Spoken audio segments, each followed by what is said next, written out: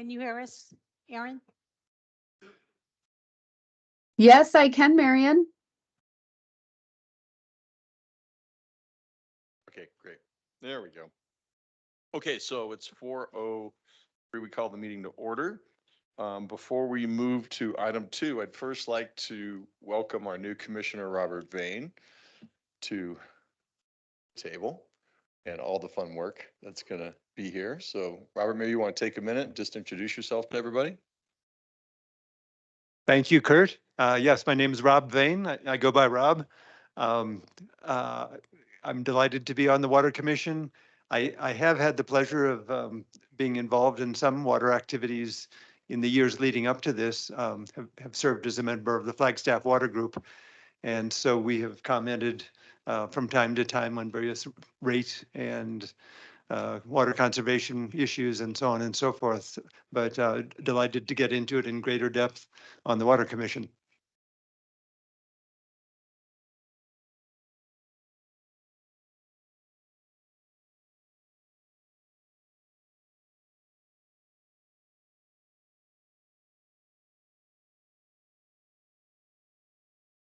Okay, we'll keep going. We're getting a little bit of echo in here. So we'll move now to item 2, approval of minutes from January 18. Do we have any amendments or comments to the minutes as issued?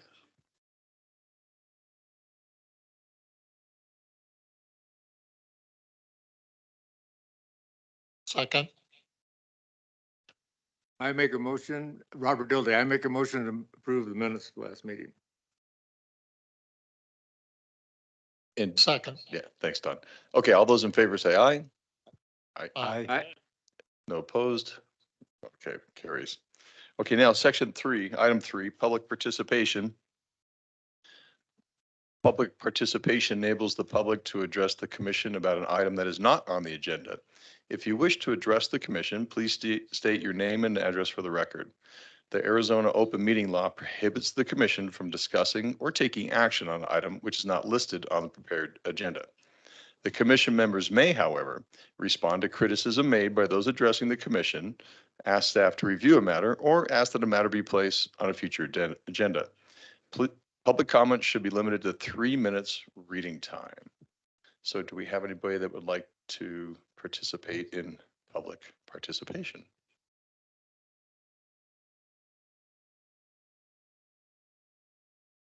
Going once. Twice, 3 times. Okay, great. Item 4, new business. So we have 4A, elect new water commission chair and vice chair. So I had mentioned to Marion last time, it's like, I've been the chairman for a little bit more than a year, and we have a new commission member as well. And while I enjoy this, I don't want to hog all the fun to myself. So if anybody else is interested in going to be the commissioner or the chairman, I'm more than happy, but I enjoy doing it for the community, but I don't want to assume, and I'd rather be more like George Washington than a king, if you know what I mean. So anyway, so if there's nominations for anybody to become the new chairman, happy to have that come on board. Could you refresh my memory, or perhaps somebody else might be able to? Isn't there a standard term for the officers? Is it like 2 years, 3 years? That was kind of my question, and I never really got clarity on that. So I figured after a year, we could see if somebody else wanted to do it. I'm not trying to get rid of it, but I don't want to be hoggish in nature. So if everybody's fine with the status quo, we can just vote for status quo and keep continuing. Well, I understand that, but there ought to be some kind of somewhere some kind of operating procedures for the commission, and it should be designated in there what the terms are. Agree. I don't know what that is though right now. So yeah, or we can take a motion to delay and find that out if you'd like to do that, Don. I got a better idea. I'm nominating Kurt Riggleman for chairman, and this gentleman for vice chair.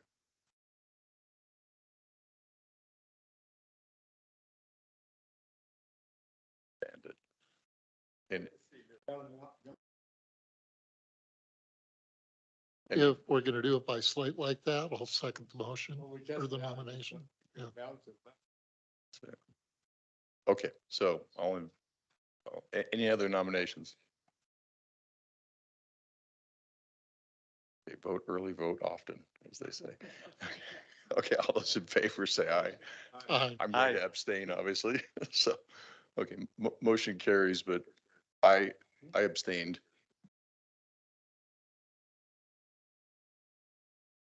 Okay, item 4B, thank you all for your trust. Item 4B, Water Conservation Strategic Plan Update from Emily Milhorn. Thank you. Welcome, Emily.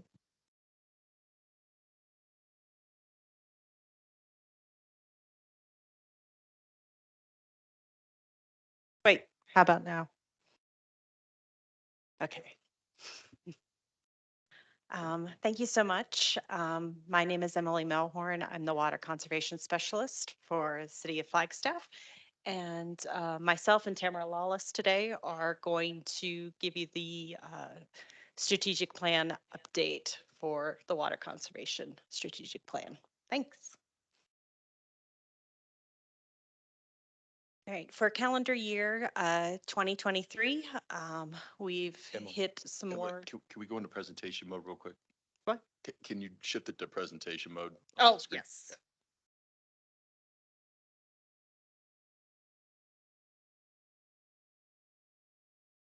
There we go. Thank you. Um, for calendar year 2023, we did win a Water Sense Excellence Award again. For if we receive another Water Sense Excellent Award, we will be in an even more elite group of sustained excellence. So we are in the process of reporting for that again this year. And that will put us in an even more elite group nationally of water conservation leaders. For public outreach, Excuse me, Emily. Mhm. Who issues the water sense? This is EPA, Environmental Protection Agency, the Water Sense division of that gives out. Yes. So yes, so we've won this award twice now, and if we win again, we will be in a sustained excellence category. So for public outreach, we have done 52 events this past calendar year. So that's an average of one a week, reaching 4,700 people in Flagstaff. As well for social media, we have transferred our water conservation account to the overall City of Flagstaff account, and we have seen a lot more engagement and outreach for our programs from that. So we are still creating our own social media, but we are providing it to City of Flagstaff overall for submission and getting it out to a larger audience. As well for water conservation ordinance enforcement, we have had 200 interactions in calendar year 2023. All right, some major highlights for consultations and rebates in calendar year 2023 has been hotels. As you can see from that long list, we've done a lot of outreach with hotels and doing fixture replacements and rebates. We have reached out to the Conventions Bureau to get more information about who is thinking about renovating anyway, so we can reach out to those customers before they make any decisions on what fixtures they were going to choose. And we've helped them pick more efficient fixtures. And also taking a look at the development report. So those partnerships within the City of Flagstaff's, other departments have helped a lot with that. as well as just good old fashioned door knocking, going to businesses and seeing if they would be interested in upgrading, things like their shower heads and aerators to greater efficiency.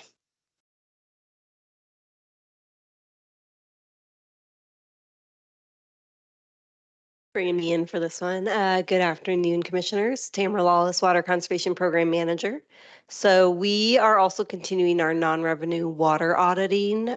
We did some of that, in calendar years 23, 22, and 21. And we received a grant recently from the Water Infrastructure Finance Authority to continue this work. So that we're essentially in the process of getting council's approval to use those grant funds, and we'll be moving forward with the same contractor that we used previously, which is called Kavanaugh. And I pulled up the graphic from our previous non-revenue water work. So hopefully you're familiar with non-revenue water, but just the basic overview is we produce a certain amount every year, and then we look at how much we sold, and we say, what's the difference between these two amounts? Usually you produce more than you sell, and you're trying to figure out what happened to that water that we put into the system but didn't get paid for. So if you take a look up at the bar chart, it shows the total volume that we thought our non-revenue water was from the previous portion of the audit we did. So it was approximately 300 million gallons per year.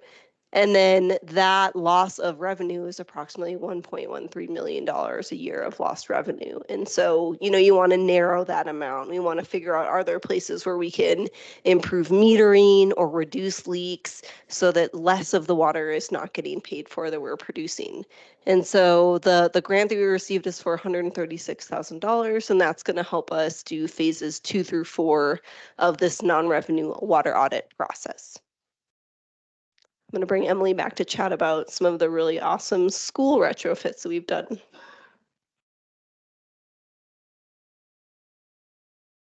Hello there. We did 4 school retrofits this past year. A big one that we got into was Flagstaff High School. This was, of course, the largest of the area schools. It is also a much older building, so there's some interesting challenges with retrofitting that school. One of the things that we are still continuously working with FUSD on is trying to find appropriate, efficient commercial flush stem valves that will work for the variety of different buildings that they have. We have partnered with City of Flagstaff facilities to do tests on some of the commercial flush valves at some of our city facilities. They are looking at Joe Montoya right now so that we make sure that we are making really good recommendations to FUSD before moving forward with retrofitting a whole bunch of commercial flush stem valves throughout all of their buildings. Additionally, for Flagstaff High, it costs $0, but saves a lot of water. Potentially is we also provided, watch this drain signs. They have a maintenance staff at FUSD, but they work across several buildings. So if there's a faulty valve, there could be water flowing that average people walking by may not know that it's not supposed to be like that and wasting a lot of water. So simple little things like that we're even doing to help save water at our schools. For Flagstaff Junior Academy, the Benito campus, we were once again able to do a program that tied in our retrofits with further conservation messages to the students. We also did a retrofit at Fala and Ponderosa High School, helping particularly for Ponderosa to reduce some of their leaks, and we were able to provide ultra efficient tank toilets to the Fala building. Okay, outdoor watering program update. I know traditionally this commission has a lot of questions about outdoor watering. We have started irrigation consultations this year, doing both residential irrigation, and so far we've even done 2 HOAs. The average overwatering has been roughly about 40%, and we've usually found that that's because they set irrigation for the driest months and don't really adjust it for when it starts raining. So they set it once in the spring and they keep it like that, even though they need less water as the summer months go on. So we've created schedules with them to make up for those weather patterns here in Flagstaff. As well, for just outdoor watering that's not irrigation based, we are continuing during our outreach to provide moisture meters, flow meters, watering guides to area residents to make sure that they are also watering efficiently. For our low water landscape rebate program, we started 16 and then finished another 16 landscape conversions. For some of our program participants, it takes several years for them to complete this process, particularly if they're doing it themselves. So within any particular calendar year, we're either starting or ending a lot of our conversion rebates. And as well, we held an additional 7 rainwater harvesting workshops and handed out 70 totes and barrels to community members.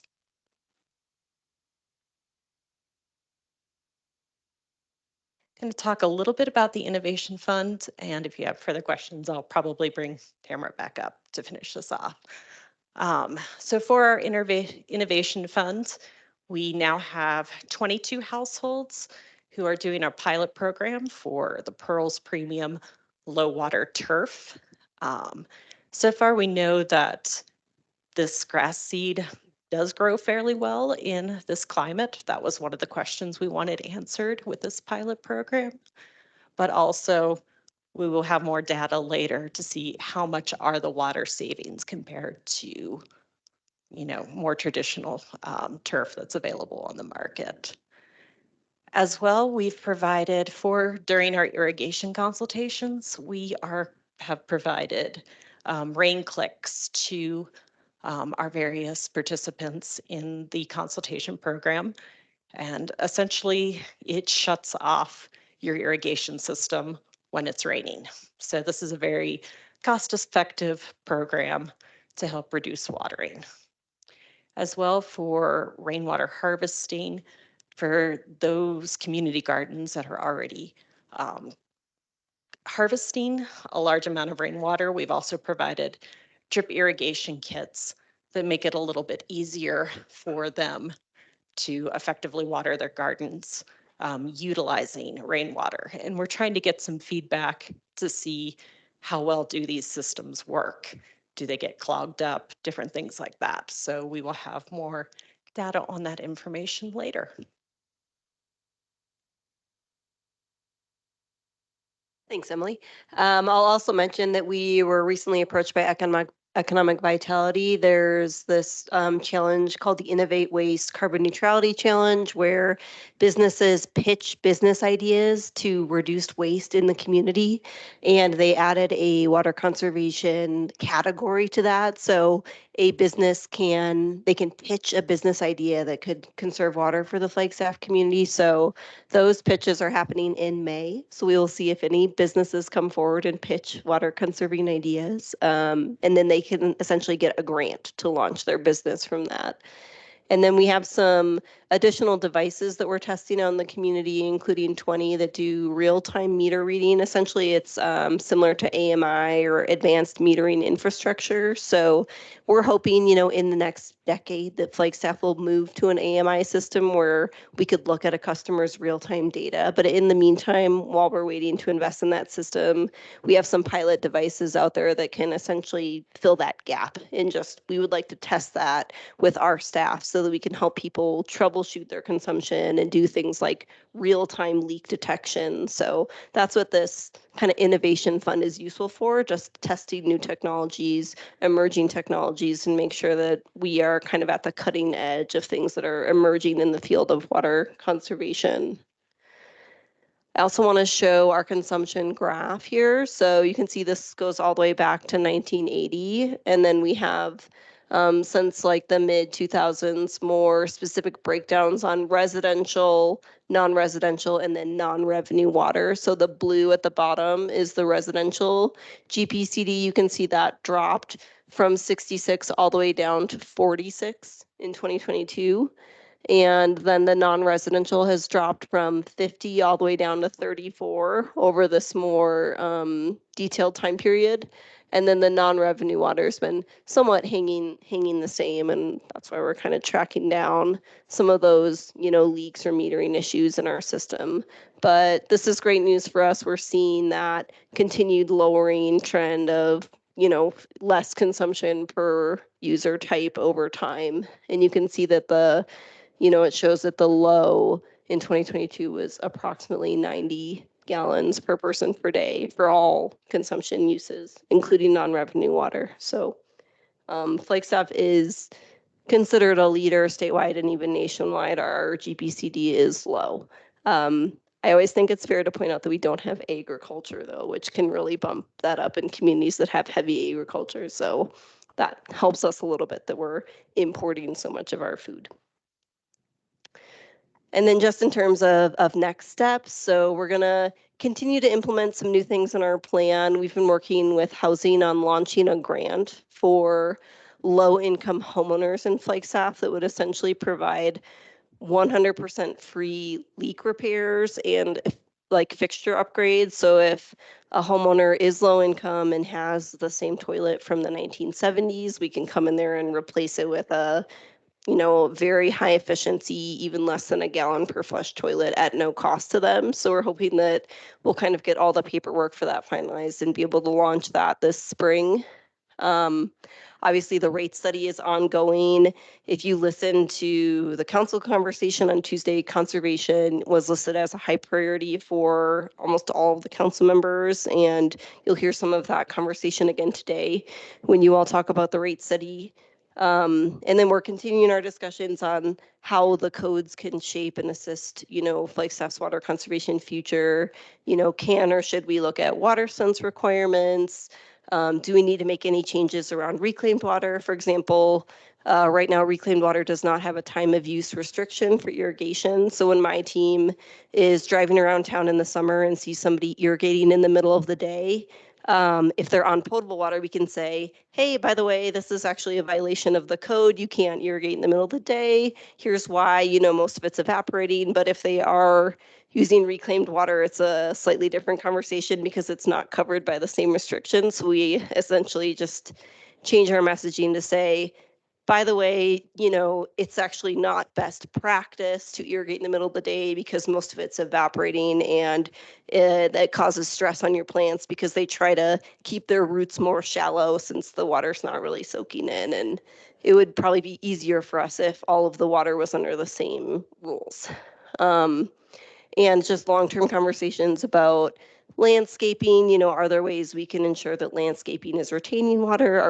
Do we have the right plants on the landscape list? Those kinds of conversations are ongoing. We are also this year going to reapply to the AWE leaderboard. That's the Alliance for Water Efficiency. They essentially have a leaderboard that shows are you doing all the best practices in water conservation? We applied a few years ago before we had done as much of our non-revenue water auditing work. And since we have improved that program, I think now we can essentially be at the highest level of achievement for that, which is just a nice thing to show that we're essentially meeting all of the industry best practices. So that's all of our content. Do you guys have any questions before you launch into your really fun rate study conversation? Yeah, I do have a question. Yeah. I think, Emily, you mentioned earlier that there's been about 200 enforcement actions. Is that so far this year? So that was from last From irrigation last season. year, Yeah, so okay. usually, So are yeah. there broad categories that the enforcement actions fit into? Yes, so we actually can look on the app, like when our team is out in the field, they will list what the conversation was about or what the violation was about. So it'll say watering on the wrong day, or watering in the middle of the day, or ongoing leak that wasn't fixed. So we do have a breakdown. If you're curious, I can provide it to you later. I'm just curious as to what the most common action was. If you Hmm. happen to know that. Watering on Mondays seems to be a Yeah, big one. yeah. Um, People just not realizing that. And there's a lot this year I felt that sprinklers facing the wrong way and watering Into the street. Yeah, watering Yeah. the street. There's a decent amount of that this year. Yeah, but definitely a mix. I mean, we try to have the team kind of cover different times of day, different days of the week so that we can catch somebody who's watering only on Mondays or only at noon or whatever the issue is. The other question I have is related to the chart that you showed about Yeah. the resident or the per capita water use. Yeah. So I think you're indicating that the current per capita water use is about 40 gallons per person per day for residential. Yeah, it says 46. That just really seems amazing to me because if I remember correctly, back in the mid 1980s, maybe late 1980s, per capita water use was close to 110 or 120 gallons per person per day. So that's almost 2/3 reduction. That's Yeah, I just- think when we hit the peak in the late 1980s, it was approaching like 200. I think it was 189 gallons per person per day for all uses, not just residential. But yeah, we've seen some big reductions. Yeah, that's just a really amazing statistic and it says a lot about this community. Yeah. So the non-residential, that seems to be fairly consistent over time. Yeah, I mean, it is declining. You can see it went from 50 now down to 34. So, I mean, that's only since it looks like approximately maybe 2007 or 8. Okay, I think thank that's you. still, yeah, still seeing it decline. John here. I had just had a little question about this graph in particular. In the residential category, we have single family residential, and we Yeah. also have, multi, like apartments and stuff like that. Do you know if there's a difference between the two? Yeah, Because there of a is. tiered rate structure? Or do you know, is it lower, is the single family lower usage than the multifamily? Opposite. Yeah. Yeah, you typically see bigger numbers per person per day for single family than you do for multifamily. Part of that is just if you think about like common areas, an apartment complex might have a few small pieces of lawn that's being shared over hundreds of units, whereas, a single family, if they have a lawn, you're going to see big numbers. They might be using 30, 40,000 gallons a month to keep a lawn healthy. So I could pull the numbers for you if you'd like to see them, but yes, single family per person is quite a bit higher than multifamily. How about the net change over the period that you've been breaking it out? I don't know if I have that graph. You mean like the residential, single family and multifamily? Yeah, I don't, I know Aaron is on. Aaron, do you know if we've produced that graph by chance? Single family versus multifamily per capita. Yeah, over time. We attempted to using census data and not because we didn't, that was the only way to get to the population living in multifamily units. And we actually did that exercise as part of the regional plan, I think, Tamara. So that's something we could send out to the commission, especially if it might help with the rate study. Or just, I shouldn't say especially if it's something that you'd like, we could provide that analysis. Yeah, and actually now that I think of it, I think when we pulled our data for our strategic plan that we performed in 2020, we did it for each of the customer types, and they did an analysis of per account. So it's not exactly the same as per person per day, but it shows per multifamily unit over time. So that could also be an interesting piece of data to look at if you're interested. I was thinking it would be interesting to look at the non-residential and see what the decrease, it's a little hard to tell from that graph. Yeah, what's for the sure. gain. Yeah, and when we did our strategic plan, we also broke out hotels and restaurants into their own separate categories. So we'd be happy to send out some of that data if you'd like to see. Yeah, and then it might have, help you figure out where you're making the greatest strides. Yeah, true. Very true. Yes, thank you for your presentation. I have a question concerning your work with both hotels and schools. Sure. Do you have the benefit, has enough been done that you have the benefit of any before and after types of measurements? In other words, have you been able to document the actual impact of your retrofits? We certainly can do that this year to take a look at from year to year what the actual savings are. We do, for a lot of our hotels, create a customized water savings plan. We are grabbing data from pre-pandemic, what their average consumption is, and looking at making, adjustments to toilets, faucets, shower heads, and we give them a customized, like, this is how much water we think you're going to save, and dollar amounts as well. We provide that information to them to help them to make the decision of what type of, changes they want to make. But we have not yet gone back and looked to see what the actual savings are. And, for that, of course, they could have customers who are taking a 45-minute shower that they didn't have before, So we try to do our best to provide as accurate as possible amount of savings. But yeah, I'd be excited as well to see what the actual savings are from year to year. Yeah, that data might provide a compelling story for them to make the changes. Presumably the 45-minute showers even out over time. Hopefully. Yeah, maybe dividing that all by, if they would give you that information, hotel nights, they may, if they keep data that way and so forth. But they do have a lot of people who are doing different things from year to year, so it's not a little bit different than like a family who's got fairly consistent habits when they're at home kind of deal. Sure. On a slightly different topic, could you give me or us an update? What is the status of ordinances relating to new multifamily construction, whether they are requiring individual meters or just a single meter for a whole unit?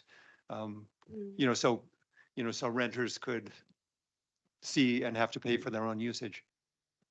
Yeah, as far as I'm aware, there hasn't been any change on sub-metering. I think they're still typically just installing one master meter for the entire complex. Is that a recommendation you may be taking to the city to tell them that would be a smarter way to go? Yeah, it's an interesting conversation. Just the investment on like multiple meters. I think sometimes you have to do analyses on what the payback is. I guess maybe something for us to circle back on. But I mean, there are a few products on the market that can provide that like data. Some are more accurate than others, like that can listen to the pipe. But I know that, for a renter, like in a complex, sometimes, like you said, if you're not paying the bill, it's hard to really understand your consumption or your impact if you're changing your behaviors or fixtures. Yeah, I believe some communities have gone to requiring individual metering on multifamily residences, and that, we're already doing a great job, and that would be another step in that direction, it seems. Yeah, thanks for that. Yeah. A final question is, do you make any do you do any focused outreach to the large commercial users, the largest commercial users in the city? Yeah. We do. Yeah, we've done some consultations for some of the bigger users. I know that one I've tried a few times to get in there is Purina. They're a little bit reluctant. But we have like kind of our list of, some of the highest users that we essentially make efforts every year to like get involved with them. And so it's all part of our like overall approach is one, just looking at each type, hotels, restaurants, and trying to get to a number of those. And then also looking at who are our kind of biggest fish and making an effort with those too. There's been legitimate interest from Gore in the spring is a good time for them. That we'll be doing likely within the next couple months, and that's a huge one. And thankfully, somebody who used to work for water services is now their communications person. So we were able to finally make some headway, even though we've been trying every year. I think we're going to do it this time. Yeah, thank you.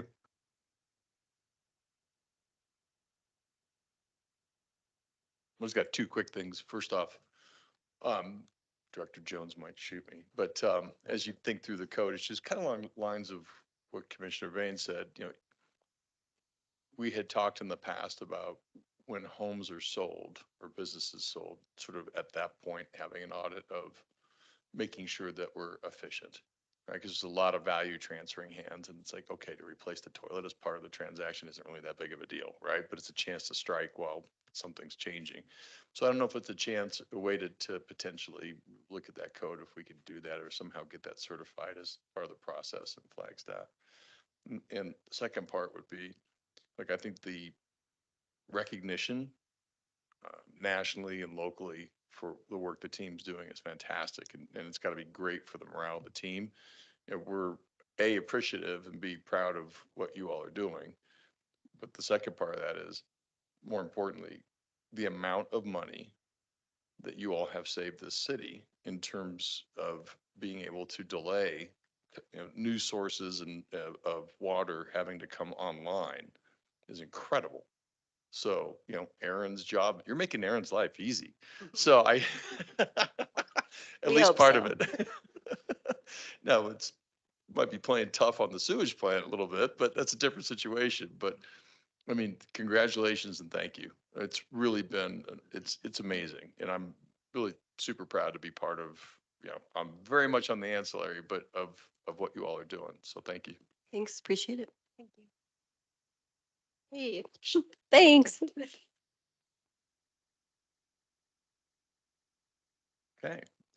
On to item 4C, the fiscal year 2025 budget development status update from Director Jones. Mr. Chair, members of the commission, thank you. I'm just kind of working through this year, other than just the rate study conversations. It's our intent just to kind of, they're periodic things that happen at certain times of the year. And so just kind of bringing a status update before you. Right now, we are in the budget development season. And just wanted to share information. Staff's been working the last couple of months on putting that request together from the division as we enter to the process of working with the city through their budget committee process.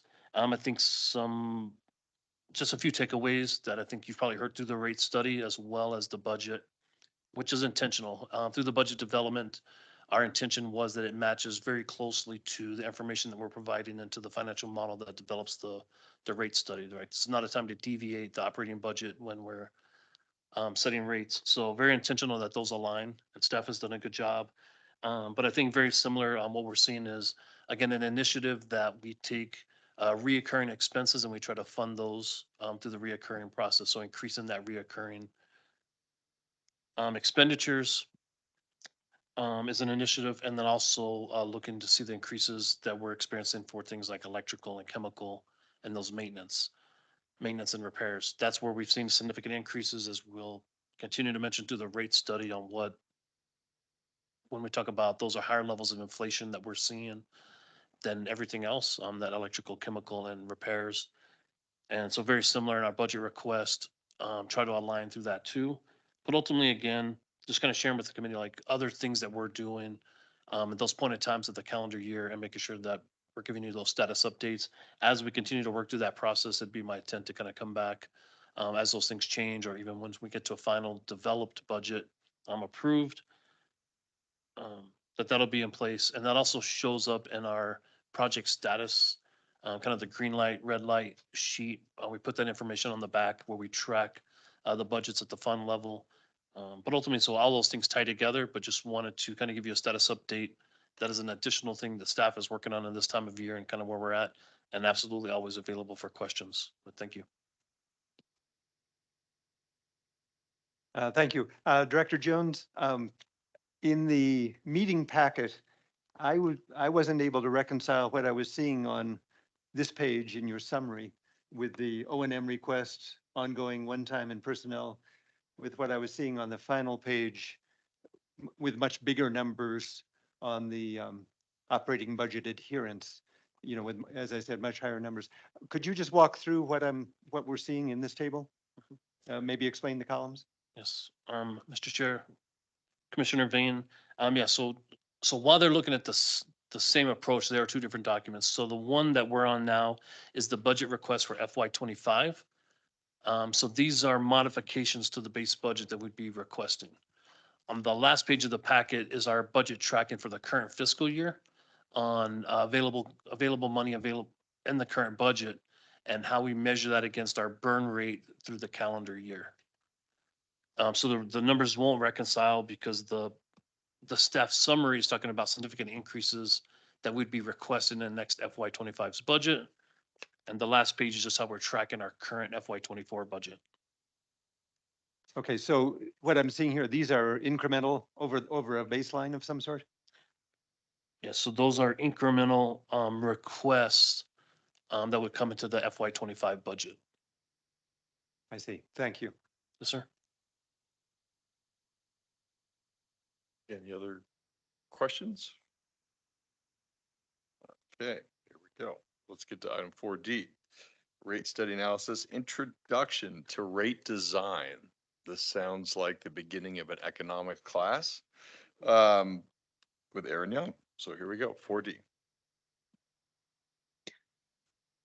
Mr. Chair and members of the commission, this is Carol Molesky from Stantec. And as you know, we've talked quite a few times before, and I'm going to go over the introduction to rate design. I also will share my screen, but I wanted to welcome Commissioner Vane, and it sounds like you're getting dropped right into the middle of the rate study, but it also sounds like you have some experience, so that's good. Thank you. I did listen to the council meeting on Tuesday, so I've had a primer. I'm glad to hear that, because tonight we don't have as much time as we had with council on Tuesday, but I would like to go through that same presentation and discuss the same elements. I've got a little bit of a limited media here, so let me make sure that you can see the presentation. I hope everyone I can can see it that. online, Carol. Thank you. Great. Okay. So I'm going to go through the same presentation a little more quickly, but if you have questions, please stop me. I cannot see you right now, so you might have to get my attention. This afternoon, we are going to be talking about what is rate design. We're going to use that baseline of the understanding of what a rate design is, and then look at your current or the city's current rate structures for water, reclaimed water, and wastewater. We'll look at customer usage trends, and that the water conservation discussion we just had is a perfect introduction to what we're going to be looking at a little bit later. Finally, I will ask for your guidance on your objectives in terms of how you would like to see some alternative rate designs being brought to you and council when we have a joint meeting on March 4th. Many of you have seen this graphic many times already. I always use this to start our discussions. And before we get to where we are today, I wanted to give you a brief update for task 3, the cost of service analysis. You may have already been aware that last week on the 6th, council gave us direction for the capacity fees. On the water side, they are in line with what your recommendations were, and They were aware of some of the concerns that you posed, so we did go over all of those with council, but they were giving us direction on the water side to proceed with it was actually scenario 1B, which is to use actual data for calculating capacity fees with the level of service, and then also to include the cost of future water supply projects in the calculation of that fee. So that was the water guidance. On the wastewater side, it was also in line with where you were going. So they selected 1D, which is the scenario where the wastewater capacity fees would be developed with the actual use data for the level of service. And then we would look at that the cost of the future wastewater treatment facility in the dollars that we were including in the calculation. And then finally, we are calculating a fee that includes both a flow component and a loadings or a strength component. So we have that as our moving forward point for capacity fees, which was excellent. We are moving on. We are moving along this circle, and we're on task 4, discussing rate design. When we're talking about rate design, we're talking about a process to develop alternatives or even small tweaks for looking at the water, reclaimed water, and wastewater rate structures. Rate structures are those signals that you give to customers for how much it costs them to use your services. The general approach we follow is to first look at the current rates and determine how well the current rates and rate structures are meeting your needs. We then will look at alternative rate structures for either different customer classes or all as a group, and we'll go over that. We calculate the actual charges, both on the fixed side or the base rates, and then also the usage rates, so that you can look at those rates with the different alternatives. And finally, and most importantly, we could look at the customer impacts of different rate designs. When we go through this process, we're able to look at your existing rate structures, determine if they are sufficient for meeting your needs or if they need to be tweaked. Then we could also look at what the goals and the strategy objectives of the study were from the beginning, and those were established from the rate study during the last rate study from 2015. We could also look for future enhancements. So perhaps the changes should be implemented over time or all at once. So there's an opportunity for looking at this in the future. And then finally, that clarity of customer impacts of all those options is important. This chart is not a chart representing any of water services costs. It's just an example of some of the future data that we're going to see when we look at the different alternatives. This is a new graphic that I haven't explained before, but I feel that it accurately covers the whole rate study process. We answer 3 different questions. How much revenue needs to be recovered for water, reclaimed water, and wastewater each year? From whom do we collect that revenue? So which customer classes? And then finally, how do we collect that revenue needed? So that's that rate design piece.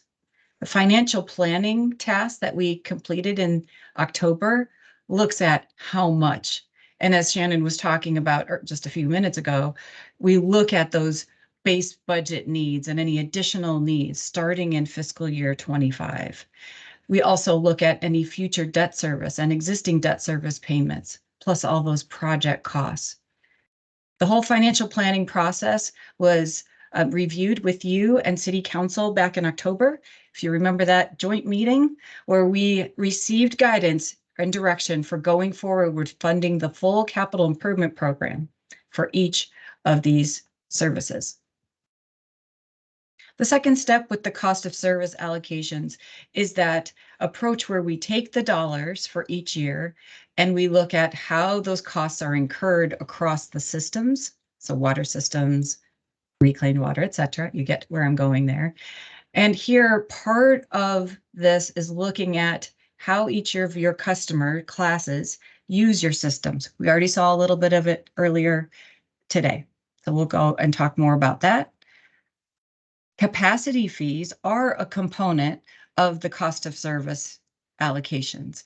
This is the calculation of those fees that recover costs from future customers for growth and growth-related expenses in your system. And as I mentioned, that direction we received last Tuesday. Finally, this rate design phase is where we first identify the objectives from you and from council and water services. We then take those objectives and tie them to the different rate structure alternatives. Our intention is to communicate the cost of service to your customers. So we'll come back on March 4th and actually have some numbers for you to look at. The rate design focus is on strategies to recover those costs, as I mentioned, through rate design. And I've mentioned these before in previous presentations, but there are some goals that we were asked to identify from the beginning and address during the water rate design study. And these may change as a result of today's discussion, or may not. But some of these goals would be to explore percentages of revenue or amounts of revenue collected from the fixed part of the rate structure versus the volume charges.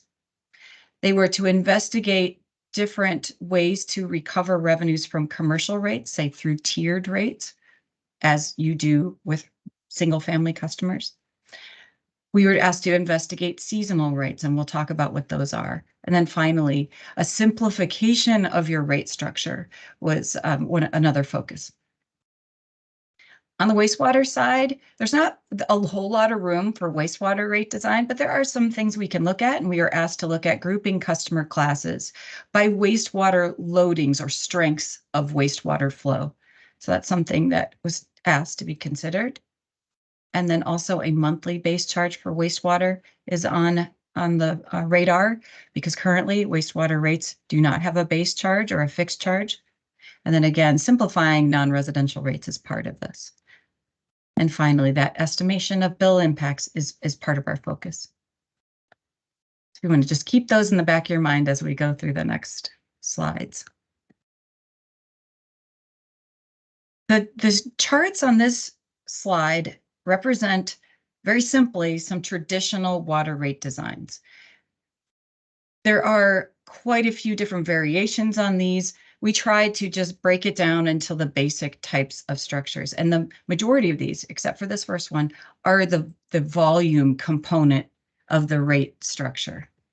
This first chart is just basically a flat rate that each customer pays per month, no matter how much water is used. The uniform rate design by class would be a different rate for different customer classes that is the same price per unit for any consumption. So this is actually the rate structure that you follow for in water, potable water, for your non-residential classes.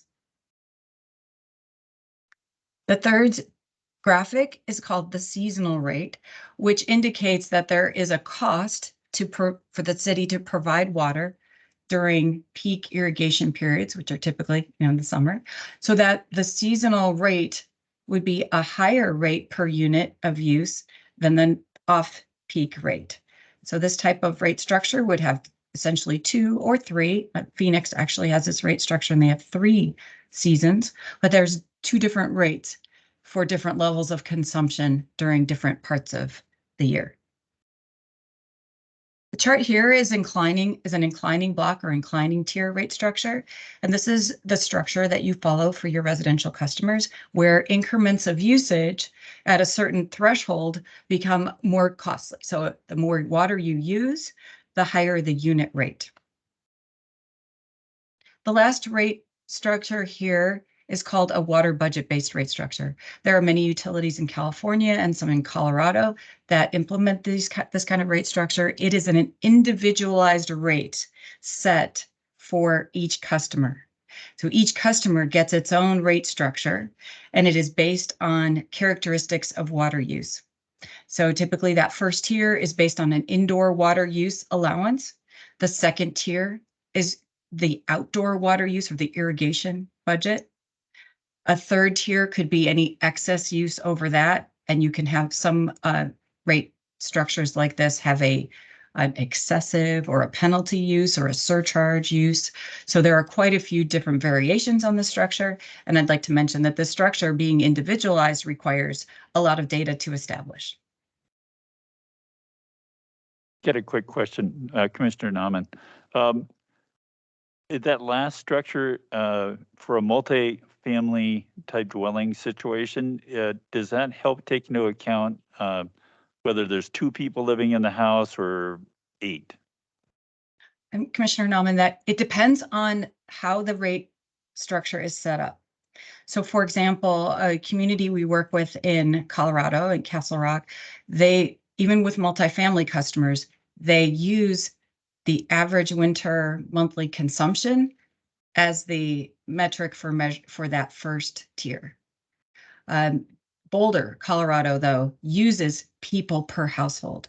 So you get an allowance of water for indoor water use per person. So it's a little bit more complex. And as I mentioned to council, is that there's really no incentive for a household to report when a family member leaves the house, or so because their water budget for the indoor usage would be higher depending on how many people they have. So there can be a structure that's set up that it takes into account the people per household. Any other questions on these structures?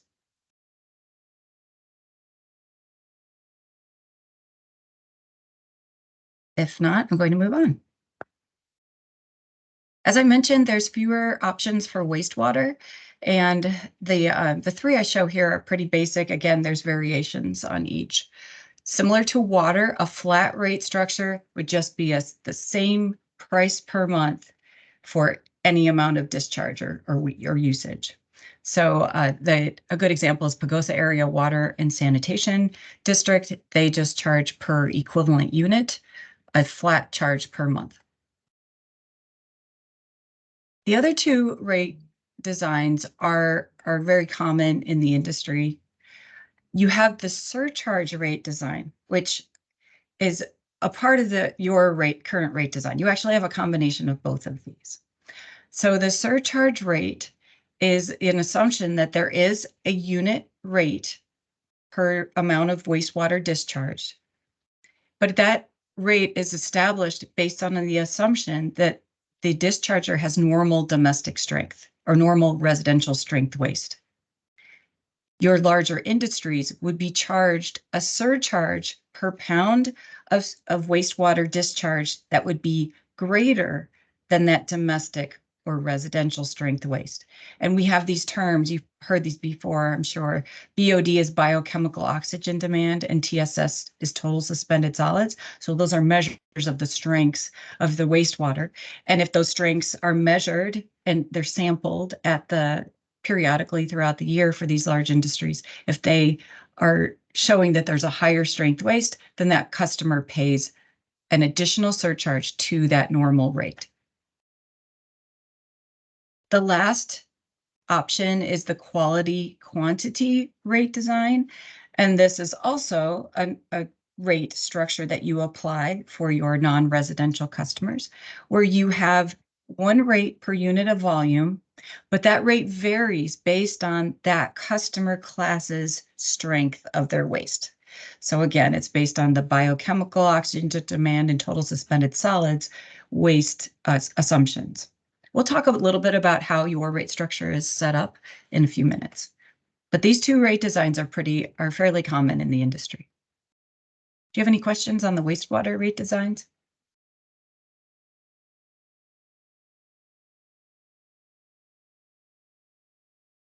No, I think we're good, Carol. Okay, thank you. And I apologize that I'm staring at you and waiting. I just can only see my screen tonight. Okay. Next, we want to talk about what your current rate structures are. And you've seen these charts before. You can find them also on your website. But the current, even though this says effective January 1, 2023, these are your current rates for water services. The water rate structure consists of a monthly fixed charge or that base charge, and then the volume rate per unit of use, which is in thousands of gallons. So your monthly fixed charge or your monthly base charge is assessed to every customer regardless of their class and regardless of their usage. So a 3/4 inch meter is a typical meter size for your residential customers, and they pay $16.64 currently. That's per month, does not change. These types of costs recover some of the fixed costs and those costs that it's not necessarily a fixed and variable connection if you're thinking in economics, but it is, there are costs such as your customer service costs and billing costs. Some of your debt service payments are recovered in that monthly fixed charge. You also have an outside city rate because you do serve some customers outside the city limits, and that is a multiplier on that inside city rate. The volume component for potable water use follows this rate structure where you have your single family customers who are charged a unit rate per thousands of gallons based on the tier that their total usage falls in. So the first 3,500 gallons a month is charged at $3.44 per thousand. If they use greater than 3,500 gallons, so up to 6,200 gallons, that increment of use is charged at a higher rate, the $4.45.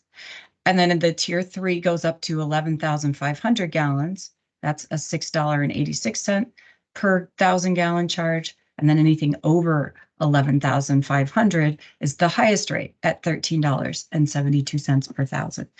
These costs represent the incremental peaking costs for delivering the water. So it's also an incentive for customers to conserve.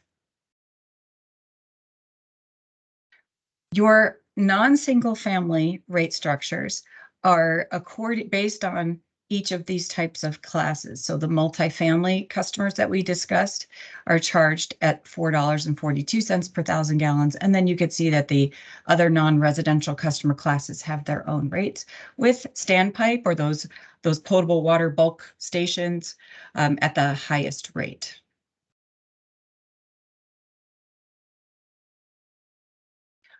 Oh, I believe I forgot to mention that the water energy rate and the resource protection fee are not included in as part of this rate study.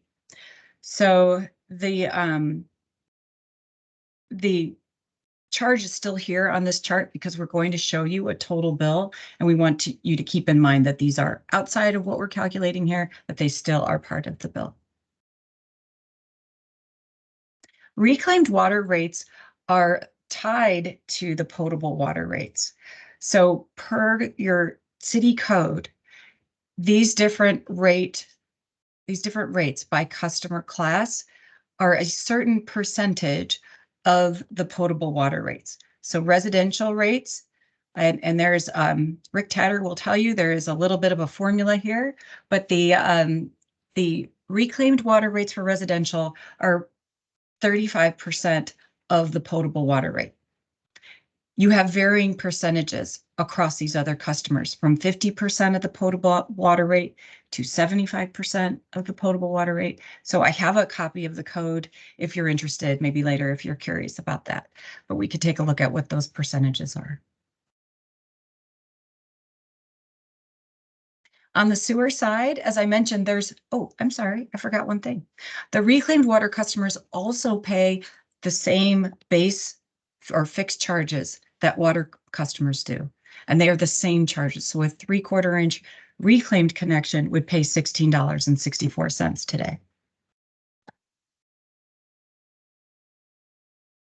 On the sewer rate side, there is no base charge, so it's all based on volume and discharge flow rates. So per 1,000 gallons, single family and multifamily customers pay $5.35, and they're assumed to, of course, discharge domestic strength waste. Then for all of these other customer types, so non-residential types, their rates vary based on assumptions of the waste and strength of their waste. So car washes, laundromats, etc. You have a different rate for each one of these types of classes. as I mentioned, the rate structure, so that would be the quality quantity component of your rates. And then there's also the surcharge component for discharges over the residential amount for BOD and TSS. So there's a cost per pound that is charged, as I mentioned. You also have something that's a little unusual with surcharges that double and triple based on really high strength waste. So this is is something that we're looking into. One other comment on how sewer flow is calculated. Sewer flow meters are typically not common for smaller, for like residential customers and other accounts. But for some of your larger industries, they do have flow meters that can measure how much wastewater is discharged. But as a proxy, the single family usage is based on a winter quarter average. So the assumption is that water used in the winter is reflective of what gets returned to the sewer system. Everyone else pays per the same rate that their water usage is calculated on. So the 1,000 gallons of water use becomes the 1,000 gallons for the sewer bill. And one thing that we talked about with council is that you have some customers that have second homes, or they're not around in the winter, but they are assumed to have a sewer flow of 500 gallons per month for purposes of calculating their sewer bill. So there is a minimum of 500 gallons per month that's charged at the $5.35 per 1,000 gallons rate.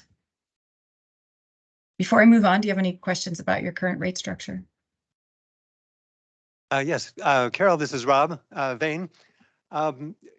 For purposes of understanding how the base and variable rates might be charged or arrived at, when you do the cost of service analysis, do you attempt to divide costs into fixed costs and variable costs? And then is that used to inform what the base or meter charges might be versus the variable charges? Or are those totally divorced from each other? Commissioner Vane, we do that. That's exactly what we do. Back in the fall, we walked through an exercise of allocating cost to different components and different what we call functions of the water and wastewater systems, so that we are able to identify what costs are fixed or I don't want to exactly say variable, because a large component of the costs are fixed, but we have identified that, and they are used to inform the calculation of base charges versus the volume rates. So yes, we do that. We have done that. Thank you. I'm going to move forward and fast forward through the period of the rate study. So back in October, we met with you and we talked about the different alternatives for the financial planning phase. And your direction was to use the full capital improvement program funding alternative. And on the water side, that resulted in a series of 15% rate increases over that 5 years. And that percentage is applied in the next slide that we want to show you. This next slide would assume that we would not change the rate structure at all, and each rate component would have a 15% additional amount added each year. So this schedule that's shaded here to the right just represents a 15% increase each year from this current fiscal year. Over this 5 or 6 year rate period, so from 2024 through the end of the rate period of 2029, that total change per month for a 3/4 inch meter would be $16.83. So your customers would start at $16.64 per month and then end up at $33.40 per month. This is, again, just across the board. I'm not saying that's where the rates would be, but it's just an indication of where the costs are driving the rates over time.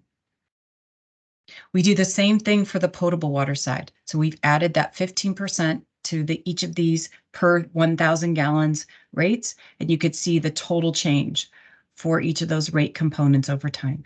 And you should, the packet that you received last night will have all these values. We can talk about them if you like, but I'm going to keep moving. We applied a similar approach to the reclaimed water rates, but there is some difference here. Because the reclaimed water rates are tied as a percentage to the potable water rates, we are limited at the amount of the increase in reclaimed water rates. The full funding of the CIP is actually not achieved with this approach because the needs for the reclaimed water system are a little bit higher. So the 15% would accomplish recovering your base budget operating costs and the any of those costs that are like the base amounts of capital improvements. If you get your calculator out, you will not find that this is a 15% increase each year over the $1.64 and those per 1,000 gallons. There is the energy surcharge that has to be tacked on to the potable water rate in order to determine what the future reclaimed water rates are. But that change with the existing rate structure and those existing percentages is represented here in this last column. One more service, the wastewater fund service. Wastewater had a forecast of 2 years of 25% increases, then dropping up to 15%, then 10, then 5. And for Commissioner Vane's benefit, we had to do a little bit of restructuring of the capital improvement program, or suggested restructuring, that we suggested that some of the projects would be deferred and additional borrowing assumed in order to arrive at this full funding scenario. The same process, though, was applied to the sewer rates for an across-the-board increase. It would just be, no change in the rates, except for that 25% increase for 2025 and 2026. So over time, the full increase in dollars per 1,000 gallons would be from $5.35 to $11.10 under this scenario.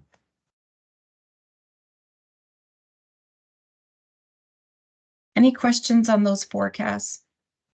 Yes, a quick question. This is Robert Vane. Again, might you explain again on the reclaimed rates why we don't see the 15% there? I was able to reproduce your numbers on both the water side and the sewer side, but the reclaimed bounces around and is kind of in the 11 or 12% range. Yes, and it's because let me go back to your original schedule. Oops, this is it. If you were to take, for example, let's take the tier 1 rate for potable water, the $3, do you have your calculator handy? The $3.44 plus this water energy rate of $1.24, that's the total rate on which the 35% is based for this $1.64 for tier 1 on reclaimed water. Okay, so it's wrapped up in the fixed figure that's added. And this is actually a per 1,000 gallon rate, by the way, for energy costs, electricity costs. But yes, it's tied up in the potable water rate plus the water energy rate, then times the 35% for these reclaimed water tiered rates. Got it. Thank you. Just a little follow-up on that. So does that account for variable energy rates then? Going forward into through 25, 26, it does not, because Rick Tatter could correct me, but I believe that that rate is calculated as almost like an in arrears, so you don't know what those energy costs are until the year is over. So I hope, Rick, that I'm not misunderstanding this, but we did not try to forecast those future energy costs. We kept the rate at $1.24 when we calculated these increases. So it is possible that this will go up or down depending on that rate that actually is being charged on the potable water side.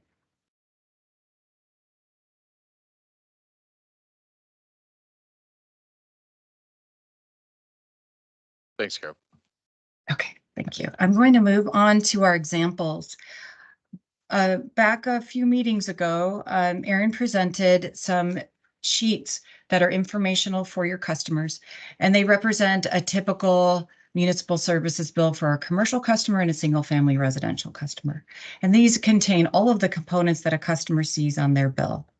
We reproduce that for the bill today versus the bill for under this scenario with no change to the current rate structure in fiscal year 2025 and fiscal year 2029, just to get an idea of how this total bill might change.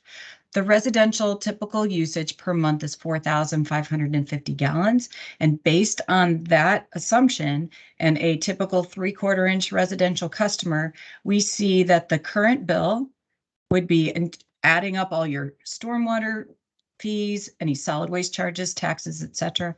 Here's that energy surcharge of $1.24, that's in there. The total bill would be just under $102 a month. And the orange rows represent what is our concern for the rate study. So these are the elements for the water rates, and this is the sewer rate. So again, estimated total bill for this usage in today would be $101.91. When you apply that across the board increase with no change to the rate design, the projected bill is $1.12. And so that's, roughly $11 of an increase per month. Fast forwarding to 2029, the bill is calculated to be $161.70. Now, again, no change to that energy surcharge or the water protection fee. The stormwater fee is projected, but the solid waste charge, you could see the other elements that we haven't forecasted out.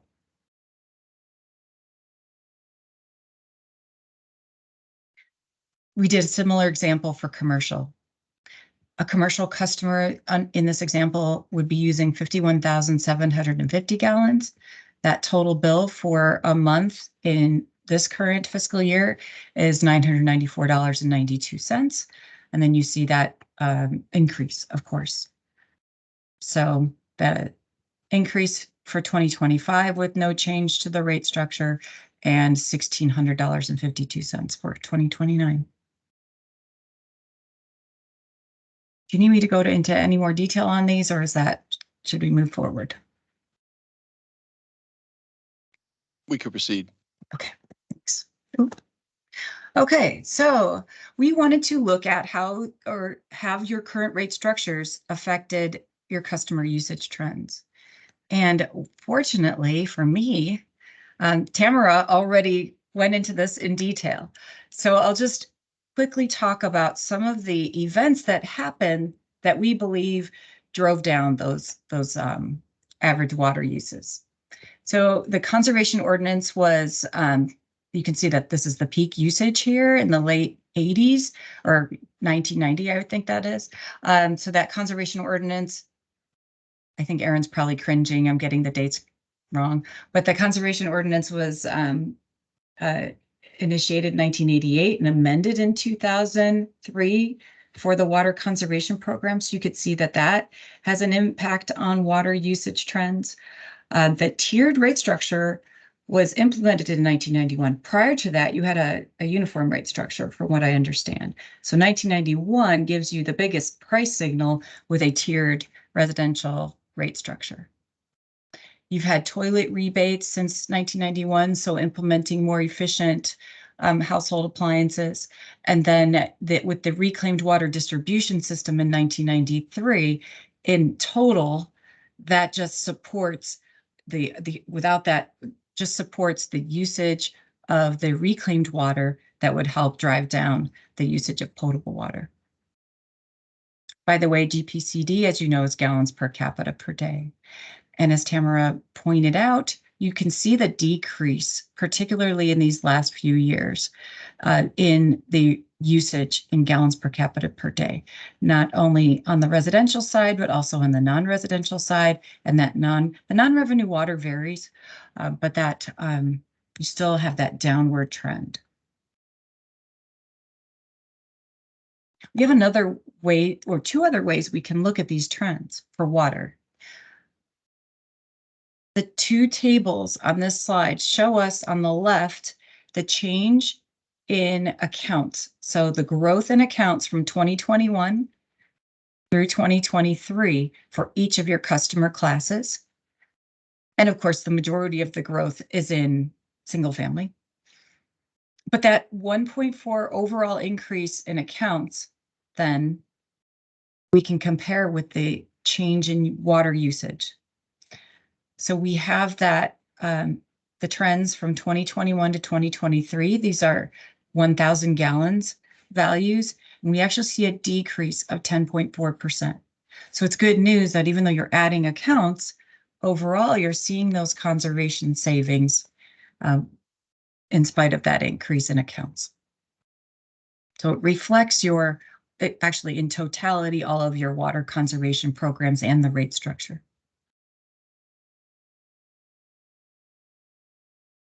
The second way we like to look at this is to divide monthly consumption by customer class. We may not have the gallons per capita per day or the gallons per day amounts. Erin does actually have that analysis for these different customer types, but the chart that we're showing here helps us look at the seasonal trends of water use for the different customer classes. So the bottom of this stacked bar, the bottom bar represents commercial classes, and these are all the commercial classes. So it could include restaurants and etc. So you'll see that there's a this is July through June, so this represents your fiscal year. We do see a little bit of a seasonal trend here, where you have lower usage in the winter months and then a little bit higher in the summer months. Not a lot, but we do see that. The yellow bars represent landscape use, so outdoor irrigation, lawn meters. You'll see the larger bars are in the summer months, as they should be, and then tiny, tiny amounts in the winter. Let's see. The gray, light gray, represents multifamily. We had that question about multifamily and if we would see different trends, but actually, if we put these bars next to each other, we would see a very consistent height of those bars for multifamily. And we believe that a lot of outdoor use is likely covered in say a separate meter for landscaping. I'll just talk next about the darkest bar, and that's single family. Single family definitely shows the trend and the indication of outdoor water use, because in the winter the bars are shorter. I think, next time I think I'd like to stack these bars next to each other, so you could see here's all single family, here's all multifamily. But we thought was an interesting way to look at those trends. The next two slides, oh, I'm sorry, I've got one more residential slide. The slide here we've shown before. It essentially parses out how many bills, not accounts, because we can't represent this in accounts, because one account may have a bill in 1 month for 2,000 gallons, and then the next month that bill might be 6,000 gallons. So we try to represent the number of bills for each of your residential tiers.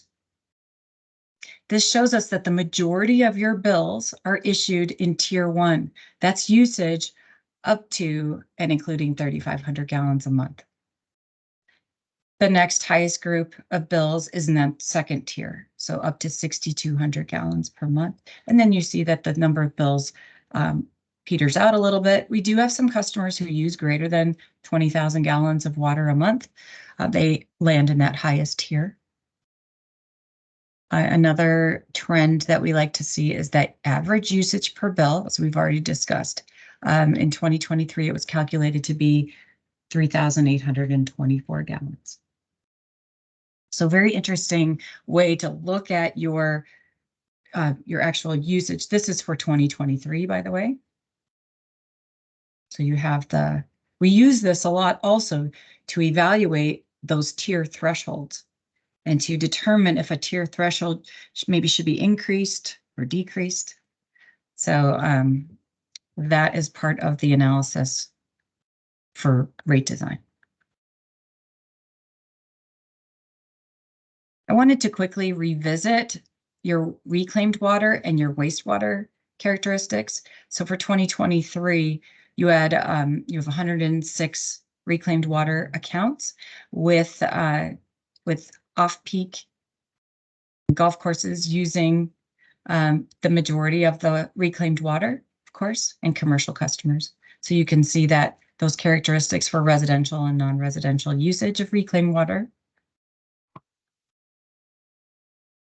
You also have these trends in wastewater, where you see the largest number of accounts, of course, is residential, but you've got some significant flows from commercial and hotels and motels. We separated these out for this analysis because it's according to your rate structure. They exhibit different strengths, so they're separated, as I mentioned.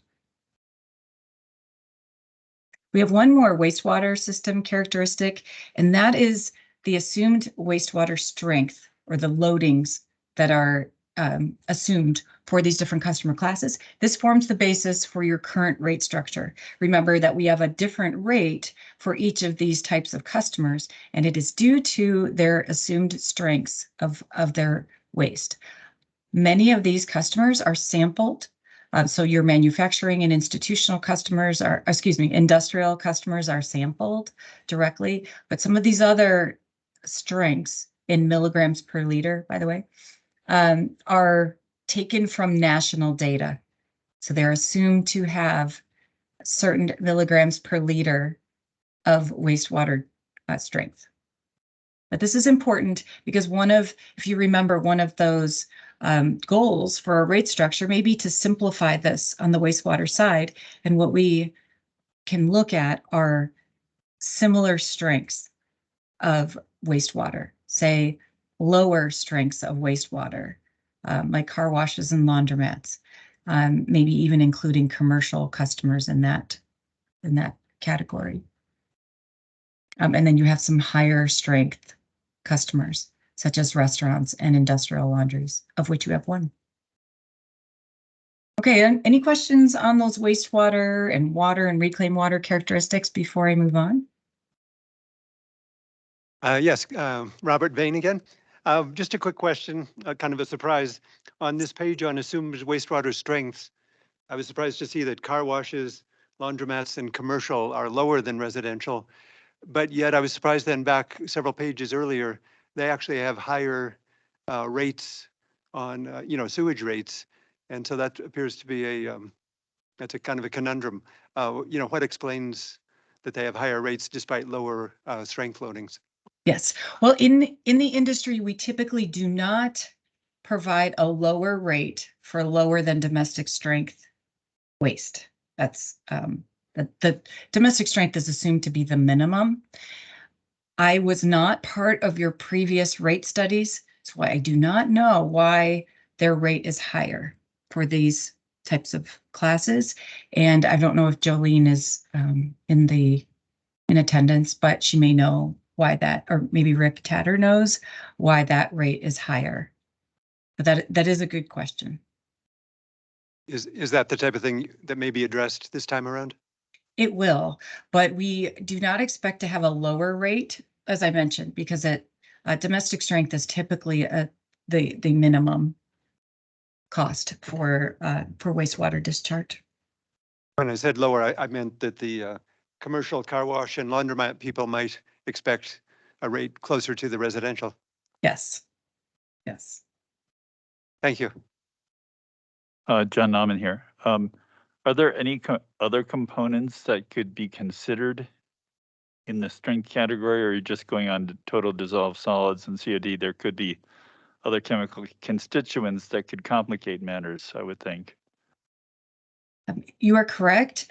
We typically stick with permit limits where there are, there's a couple factors that have to be in place. One, it has to be measurable, and the cost of measuring that strength is often a barrier for having another, say it would be, if you're familiar with nitrogen or ammonia type measures, if that's an issue. There are some utilities that add on different components, such as fats, oil, and grease, or a measure of ammonia in the wastewater strength. So it has to be measurable, and you have to be able to identify the costs of removing that or treating that component. So it's that two-step test. And we know that BOD and TSS are common components that are identifiable and measurable and part of your discharge permits. Thank you.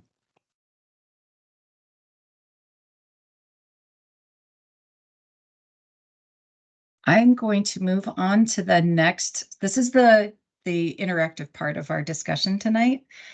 And we have a framework for asking you what your objectives and your priorities are.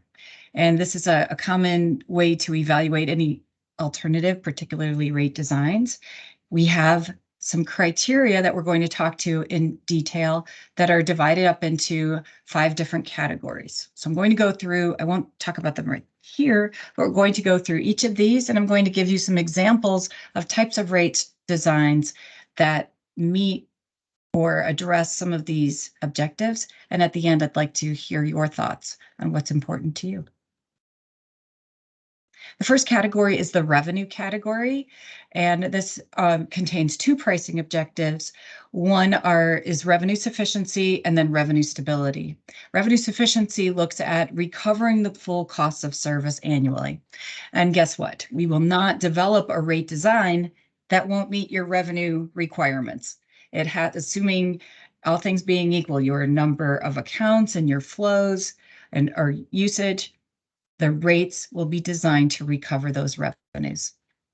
That leaves revenue stability, and revenue stability is really important for maintaining your revenues in spite of things like weather or changes in usage or other factors. So a typical example of revenue stability is where you have a portion of your rate structure that is fixed or doesn't vary with usage. And that would be a high revenue stability structure if you have a very large portion of your revenues coming from those base charges, and then a smaller portion coming from volume. In contrast, you could have a smaller portion of your revenues recovered from base charges and then a larger portion from volume. This is interesting because Commissioner Vane asked about the identification of costs that would be recovered through those base charges. There are processes that we could go through to vary what gets recovered through those base charges. Currently, you have a policy in the Water Fund of recovering a minimum of 25% of your revenues from that base charge. So we wouldn't lower the base charge to recover something less than that. A higher base charge looks good for bond rating agencies and for your finance directors. So this is just one example of how you could affect your revenue stability. I want to also acknowledge that some of these objectives and some of these criteria could be conflicting. Because as we get to the conservation objective or criterion, you'll note that a rate structure like this may not provide that much of a price signal that the more water you use, the higher your volume charges are. So that is something we recognize could be a conflict. The next category is legal, and legal defensibility is the criterion that we typically address here. We want to make sure that the rate designs that we suggest comply with state and national laws and guidelines. And again, this is a given. We will not suggest something to you that is illegal or does not meet one of the criteria for a rational, supportable, no subsidization, those kinds of things, and not discriminatory. So we'll make sure that these rate structures we present to you are legally defensible. This next category needs some clarification. It is in the industry, it's called equity, but when I say equity, some people think of the equity lens of looking at, you know, your pockets of your customers that may have challenges in affording housing and paying bills, etc. I would ask that you look at these objectives and these criteria with proportionality in mind. Interclass equity is equity between different customer classes. So this means that the rate structure will recover costs proportionally from each class. So residential customers pay their fair share based on their usage of the system. Commercial customers pay their share based on their usage of the system, etc.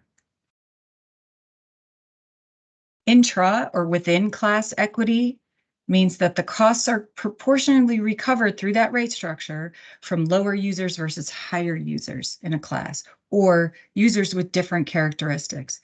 A good example is the commercial customer class.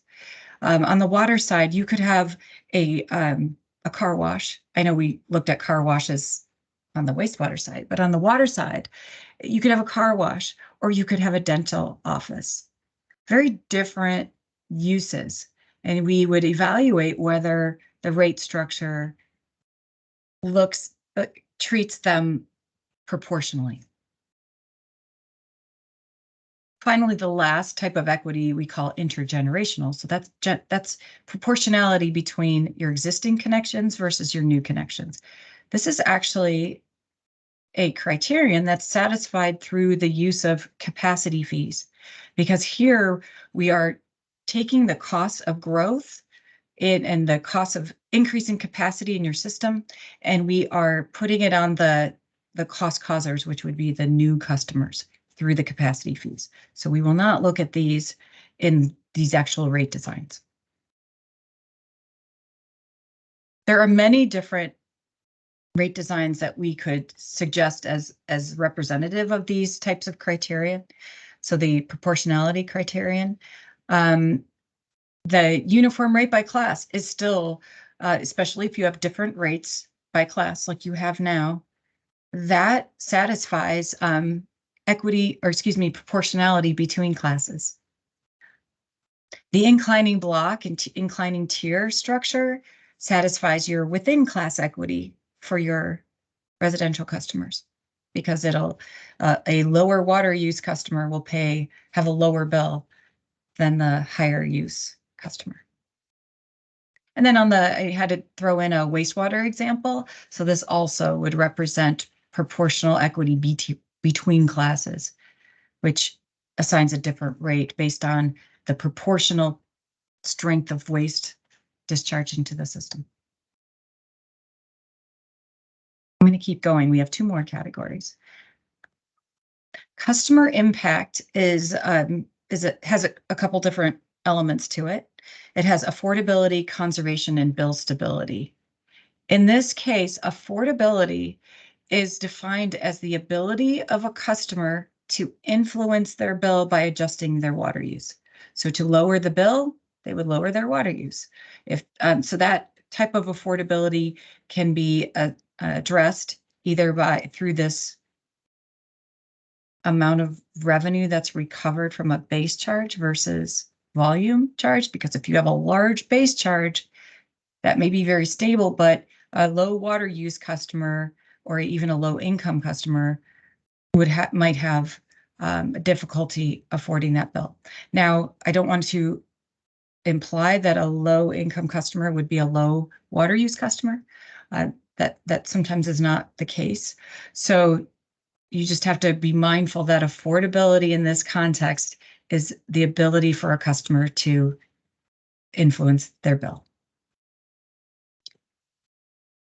Conservation and demand management is defined as a rate structure that provides a price signal or an incentive for the customer to use less water. It's very similar to those designs that provide an affordability perspective, but even a uniform rate by class would be considered a conservation-based rate design, because the more water you use, the higher your bill.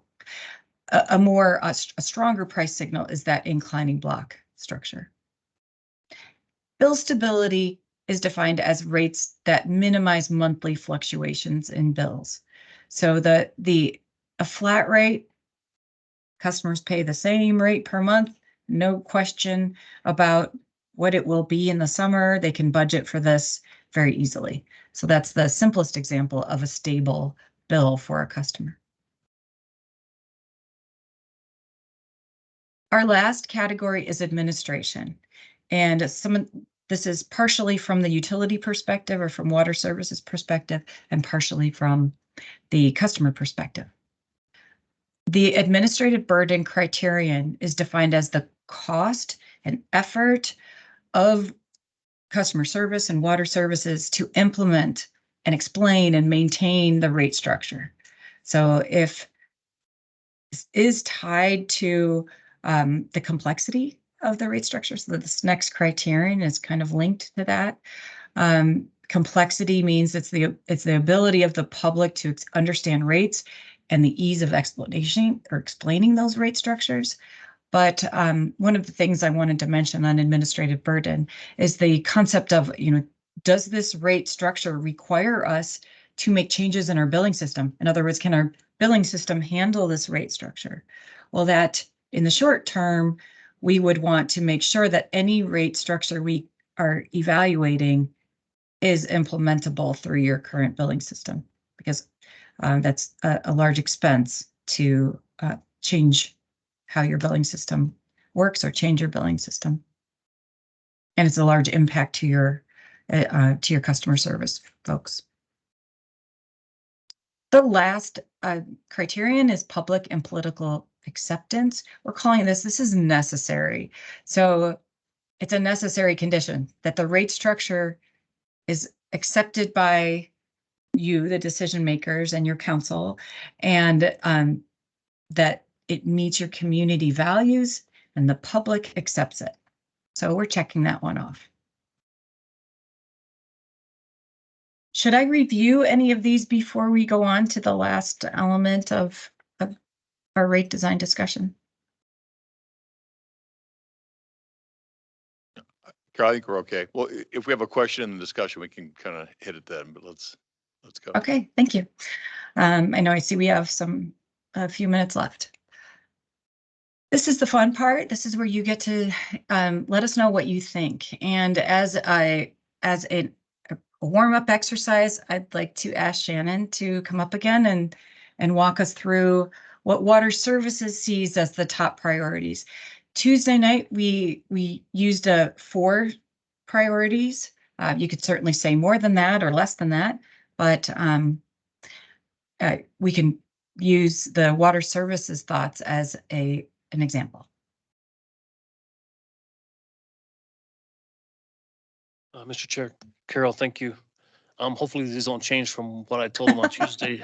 I did not bring that notebook. Even if they do, that's okay. I have the slide, by the way. I could cheat if you want. I could even bring that up, but I thought maybe we wouldn't want to see what you had before. See if you get the same Carol is answer. going to be the keeper of the truth. Yeah, and we appreciate that.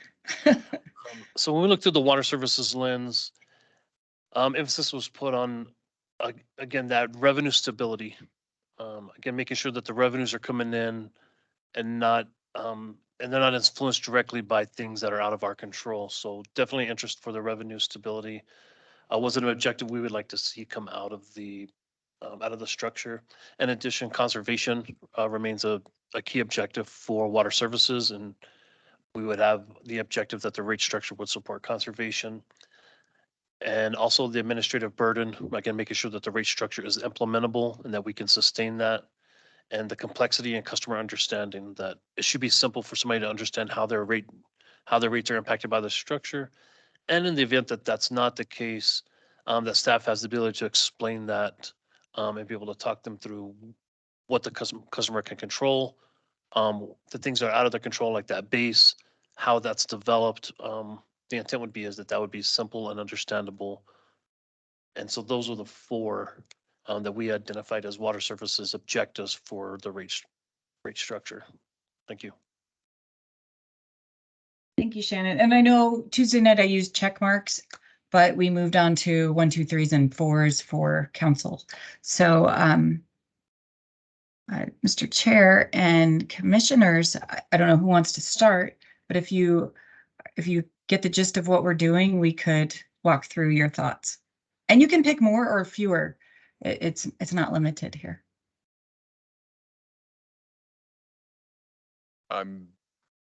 The council has or has not done that exercise?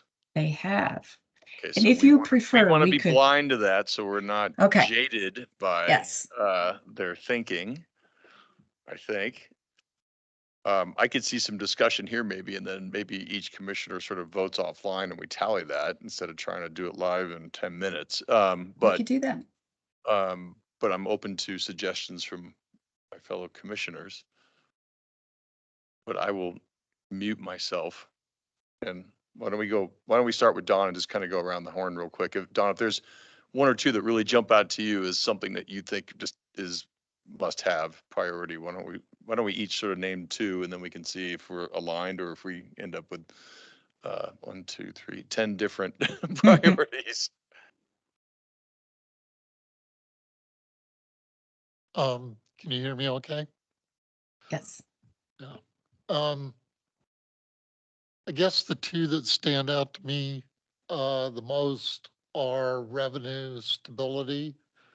And I'm looking at that through the lens of all of the projects that have been accumulated by the city over the years, deferred maintenance as well as new infrastructure needs for the city. So having some sort of stable revenue stream is a really high priority. And being able to manage that to get all of the work done that needs to be done, is part and parcel to that. Kind of the other thing that is a little bit conflicting with that, I think, at least from the perspective of a consumer, which I am, is consumer impacts.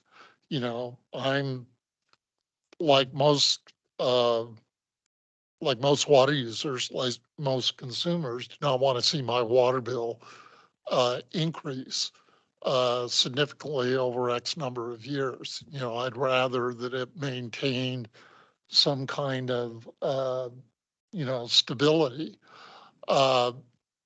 Considering the current financial environment within the country.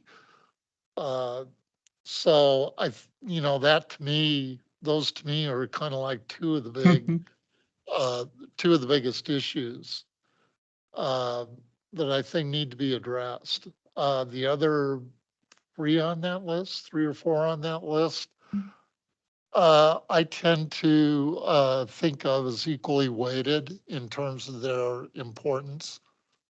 So I'll just leave it at that. I'm sorry, Commissioner, do you mean that these revenue stability and bill stability are equally important to you? Is that what you were saying? No, the ones, Oh. the ones that you didn't Oh, assign these two. Okay. a value to, so there's like Okay. 1, 2, 3, 4, 5 of them that I tend to think of as kind of equal. So that I capture this correctly, are you talking about the administrative burden and complexity, or are you talking about the ones, the equity and affordability and So, Carol, conservation? I think, I'm Okay. looking at the subdivisions and I should be looking at the main categories on the left side, the pricing criteria versus the Okay. main category. So, equity and administrative to me tend to be kind of equal in importance.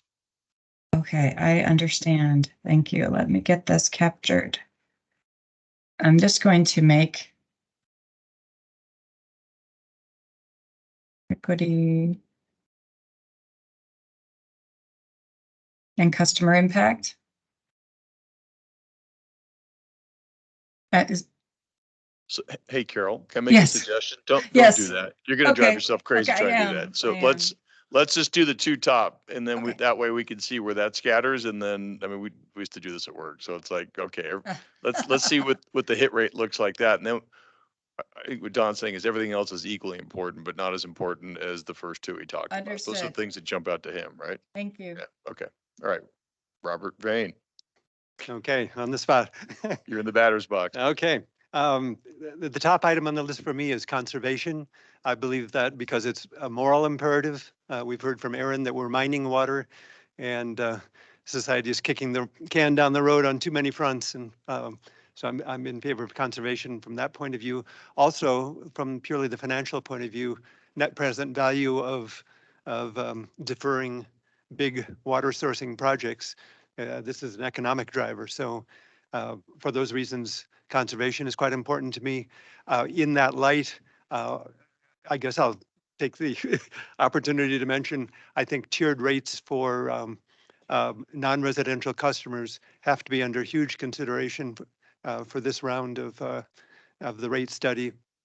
The American Water Works Association is on record as saying the single highest impact on conservation is tiered rates for non-residential customers.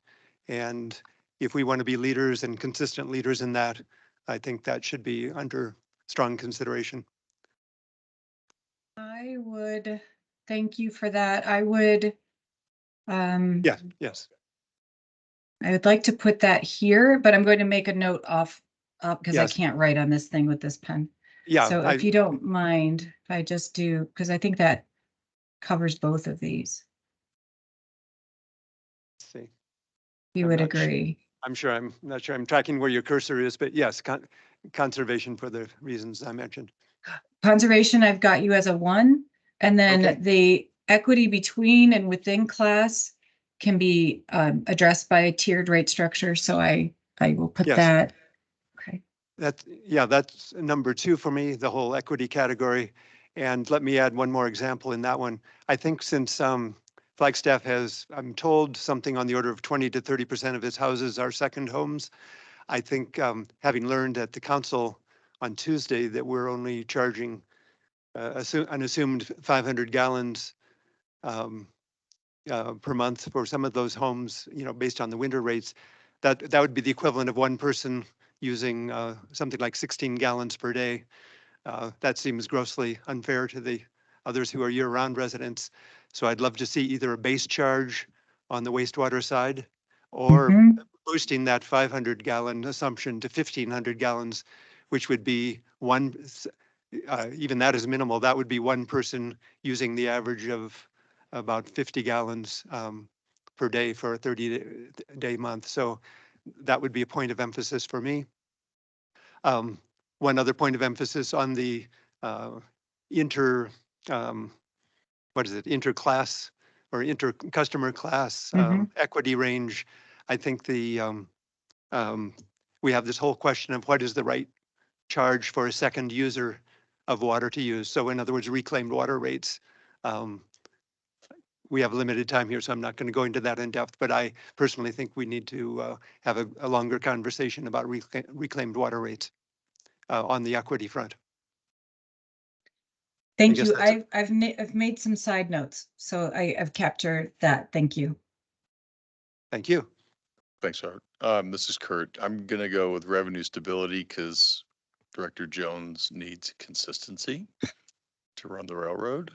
And the second thing would be conservation, but because to me, if we structure things correctly around conservation to drive the savings, that allows you to do the affordability piece, which is if I reduce my usage, I should therefore have a direct impact on my bill. So I sort of think those two things go hand in hand on myself. And for the point of trying to delay some of the larger CapEx items around water sourcing. So those are my 2 votes. Thank you.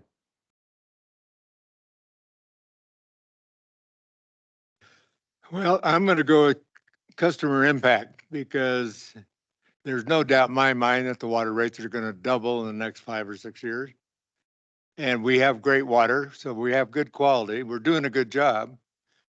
and with all of the products that we're producing. I think we need to sell it better because you're gonna have people screaming, but at the same time, if you tell them, they all know that eggs cost 5 times more this year than it was 2 years ago, and a lot of other things. And water is no exception because of if we're going to keep having great water, we have to keep making improvements. We have to keep developing the system and keep it first rate. So I think we need to get a public relations firm to sell it for us with the public. And you got a medium to do it with. You send everybody a bill, and you could just have a little report on the bill about what our progress is and what you might even say some of our challenges and what we're doing about it. And I think that would help a lot with the public. So Commissioner, you like all of these customer impact criteria, or are you thinking bill stability, or it sounded like customer understanding, that would be part of the communication and PR phase that you're talking about? I don't want to misinterpret what you said. So is there a particular, if I could jot down, I have written what you said off to the side, but do you have something that I could mark as 1 and 2 for you?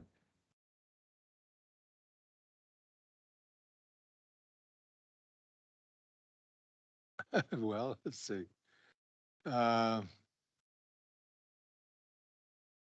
Affordability is not even marked, but that's what you're trying to sell. If the price per unit, whatever measurement, doubles in 5 or 6 years, there'll be people squeaking about it. So if you don't head it off at the start and show that we're, like the lady said, we win recognition for having great water and what we're doing. If we don't let the public know that, then they're just going to think it's the same as LA water, which is horrible compared to our water. So you need to sell it, and you could pick out the things maybe that are the most interesting. You're going to get comments if it's got somebody to pay attention to it, and you can react to the comments. That's one way. But I think I like being proactive, going out there and say, hey, what's important for these people to know? That's what I would address. Thank you. If you don't mind, I'm going to mark customer understanding and complexity. Customers need to understand what they're paying for, right? Correct. Okay. Thank you. John here. This kind of thing drives me nuts, to be honest. Because all these are interrelated. I'll just phrase this. We just went through a pandemic. And because of that, the rate study's been delayed for how many years? 2 or 3 at least. And poor Shannon hasn't inherited a mess because of that. Technically, this should have been done 2 or 3 years ago, and we've lost a lot of revenue. And so the public needs to understand that. They've been actually on the cheap during that time because nothing's been done. But I knew Rob Bain, what he was going to say, and I would ditto exactly what he said to a certain extent. When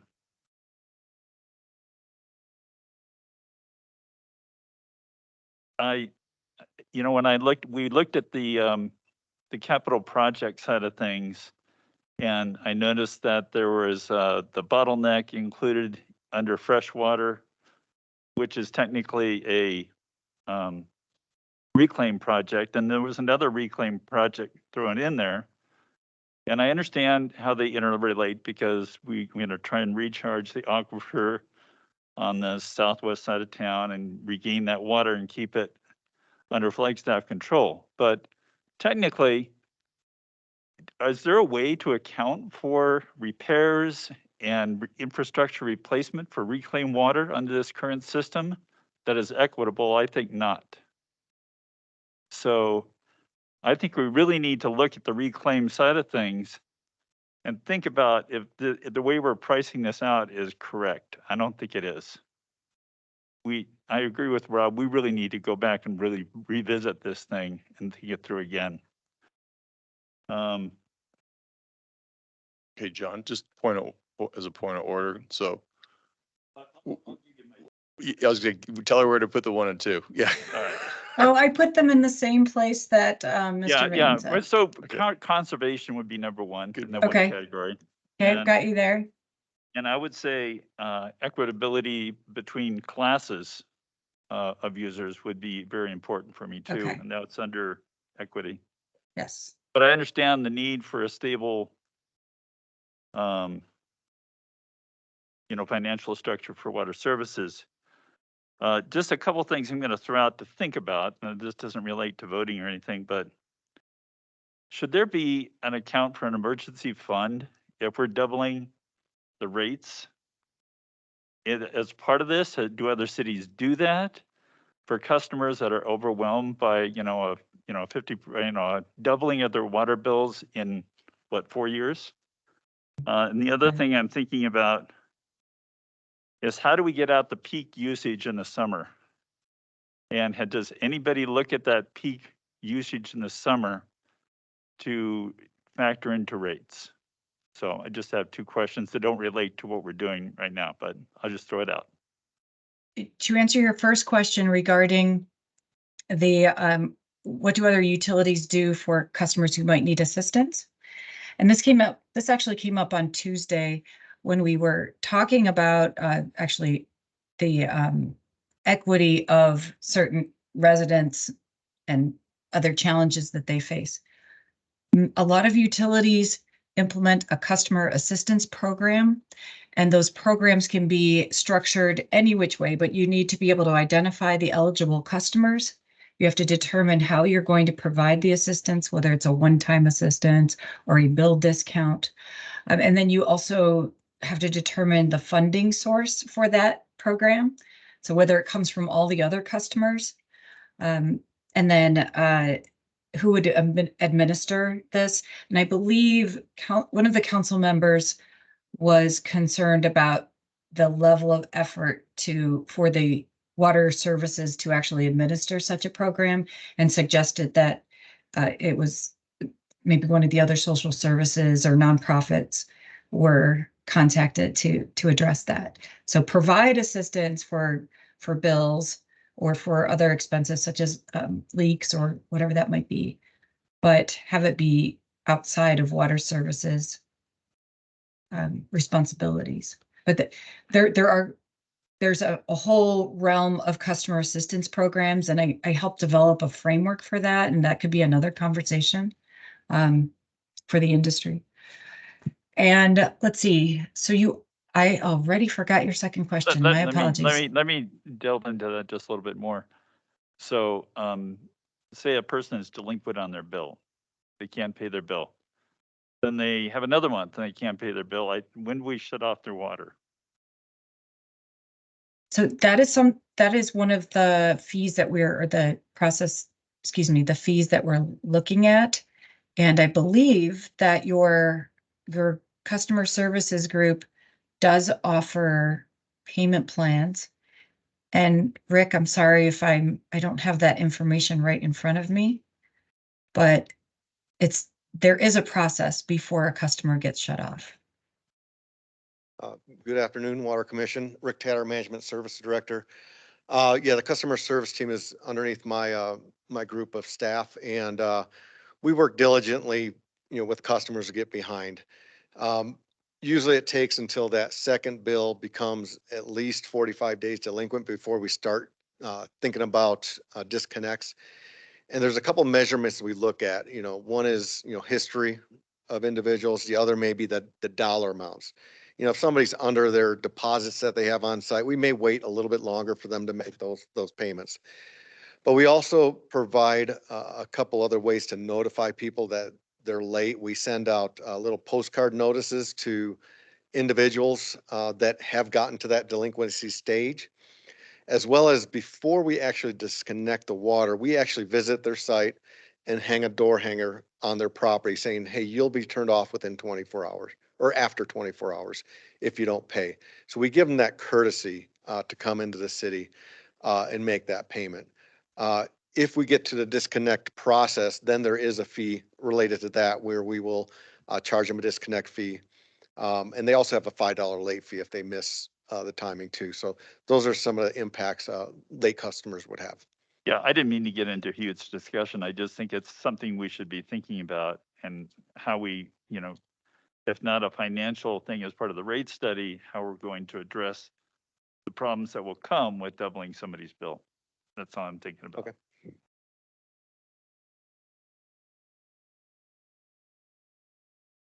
Thanks, John. So Carol, I think you've got Thank your you. I think I do. bullets. Thank you so much. I'm going to just change my presentation mode for a moment. Oh, excuse me. And just very briefly show you from Tuesday night. Of course, we have a lot more council members, but just really briefly, our takeaways were that revenue stability was a high priority for many of the council members, followed by conservation. So it's a similar pattern.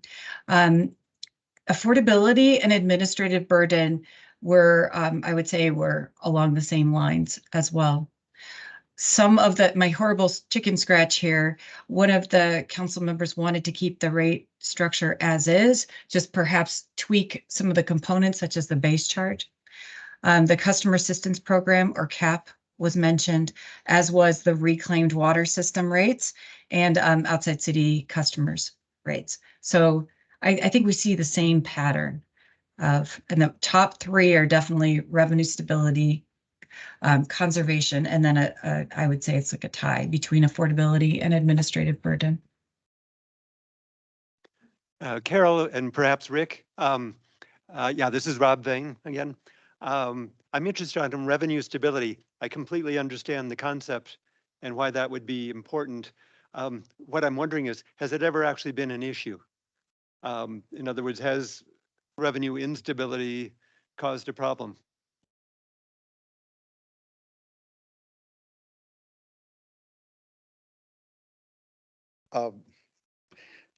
I don't know if I don't think I can measure a specific issue that we've had with revenue stability, but we have seen, that over like certain summers, if we have a wet, summer, we're not going to have the revenues from the watering lawns and that kind of stuff. And we have seen us not being able to meet the projections of revenues in a year. So when you're not meeting those revenues, we have opportunity through the budget process to address and reconsider what we're going to approve in the next year's budget process. So it's really just every year, we just have to look at that. Are we meeting those goals, the revenues? And we have time to adjust with each budget. So it may get to a point if we don't have the sufficiency, we may just have to reduce some of the services we provide. But I don't have a specific tie to an instance that I've seen. I see. I remember seeing some time ago that that you do operate with a buffer of some size, and I remember being surprised. It's a pretty substantial buffer that you have for your funds, and is that what gets you through periods like those summers with low water sales? Yeah, good observation. We carry a minimum fund balance requirement in all of our funds throughout the city. I can't remember where water services, they may be at 20% that we reserve. We don't want to spend that in a year. We want to keep that in the bank for those opportunities where revenues are not making it or expenditures occur where they're too much. So yeah, that helps us fluctuate. And then the next year we'll try to replenish those kind of things in the next year's budget process. Is that 20% of 1 year Of revenues? operating revenues in a year. Yep. Yeah, just the operating revenues. Yeah, I Yeah, think thank one way you. to think about this is a heavily fixed cost machine.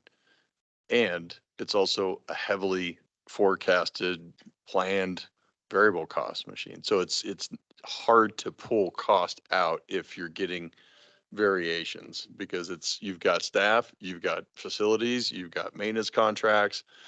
there's not a lot of places to chop the throttle. So the stability is really important in that regard, right? So, yeah. I'd just say that having a base charge for wastewater, it's about time for it.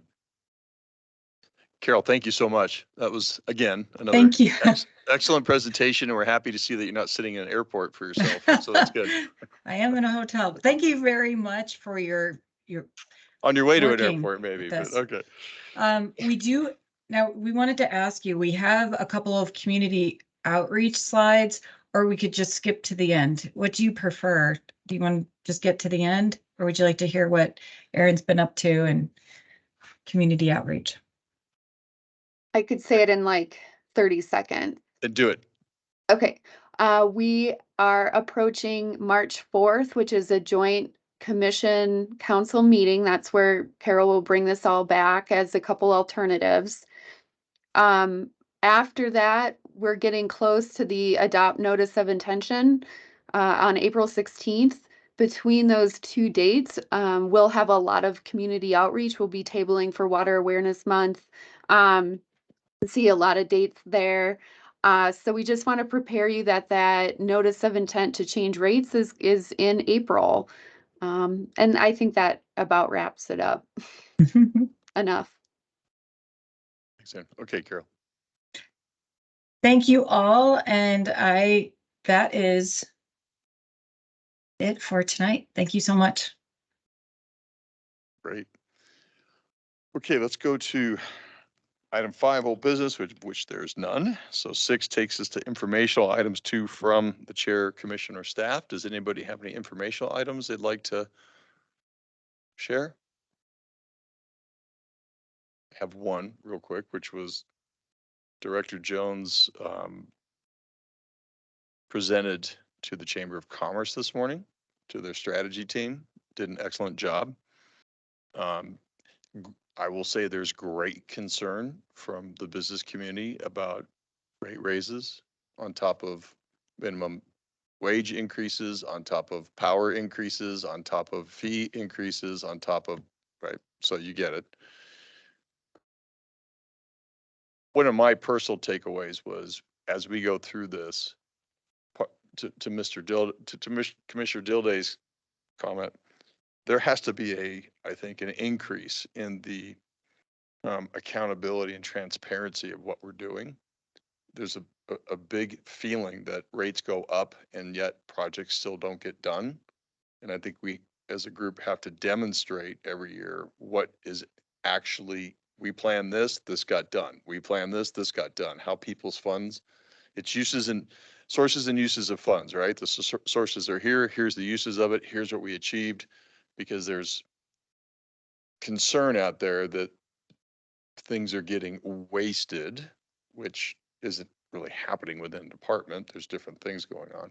So I just say, as part of this, we've got to think very clearly about that, and we're going to hear a lot from the business community about burden on businesses.